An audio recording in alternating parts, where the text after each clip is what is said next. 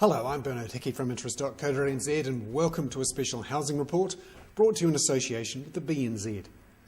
I thought it's worth having another look at the age-old debate. Should I fix or should I float? Ahead of the Reserve Bank's decision due on Thursday on the official cash rate. Many economists are now saying the Reserve Bank will put up the official cash rate by 25 basis points to about 2.75%. And it'll raise the question for everyone again who's got a mortgage, should I fix or should I float? Because in the past, when the Reserve Bank starts increasing the official cash rate, many people say, now's the time to fix. Well, it's like to say it's slightly different this time, because floating is now cheaper than fixed. And when you have a look at what people have been doing in recent months, many have been choosing to go floating rather than fixed. Now that may be simply because it's cheaper. When they look at the headline price, they see currently for the floating rate, it's around about 5.7%. And when they look at, say, the 2-year fixed rate, it's around about 7.3%. Now this is different, obviously, from the past, particularly in that period between 2002 and 2007, when the property market was booming and the banks were lending 2-year fixed rates for significantly cheaper rates than the floating rate. But that's been reversed in the last 18 months or so, and it's now cheaper to go floating than fixed. But many people would say, surely with the Reserve Bank looking to increase the official cash rate quickly, if you fix now, you'll be better off by the end of the fixed rate period. Well, that may not be the case. Let's have a look at what's going to happen over the next couple of years. Let's say the Reserve Bank starts increasing the official cash rate, if not on June the 10th, this coming Thursday, then surely on July the 29th and after that.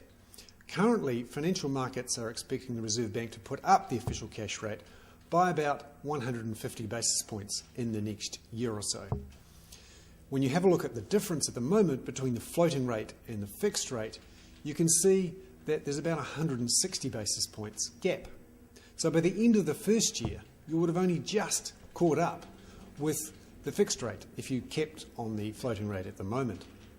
And then you'd, in theory, make it all back up again in the second half. But you'd still, by the end of the 2-year period, be actually worse off, assuming, of course, that the Reserve Bank doesn't put up interest rates very quickly or very far.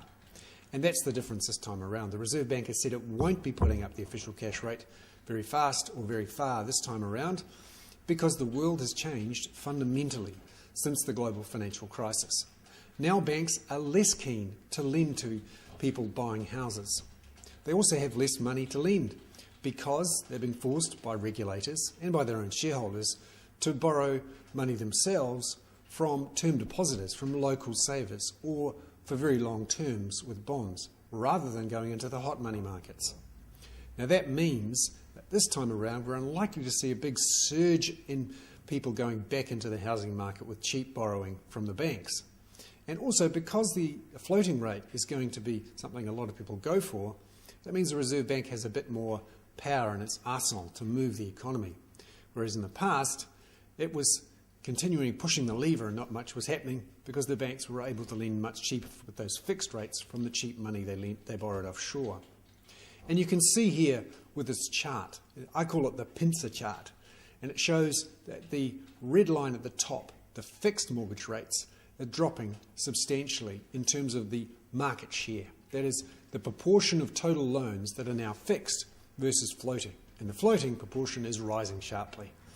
And when you look at it, that proportion is now 33% of total loans are floating rate loans. That's up from just 12.5% at the end of the housing boom in September 2007.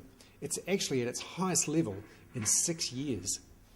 And you can see here that many people are choosing now to go floating. In fact, it's really accelerated in the last 3 or 4 months as people start to understand that for a long period into the future, we're expecting floating rates to remain cheaper than fixed rates. And with the official cash rate unlikely to move too quickly up or very far, that means that floating can look better than fixing. Of course, everyone's got their own situation, and this isn't financial advice. This is just to give you an idea of where interest rates are headed. Some people will find it relaxing, if you like, to know what their exact payments will be for the next 2 years. And for that, the value of that is worth more than any money they might save by having a floating rate rather than fixed rate. So there we have it. a discussion on the age-old debate, should I fix or should I float? I'm Bernard Hickey for interest.co.nz, and that was a special housing report brought to you in association with the BNZ.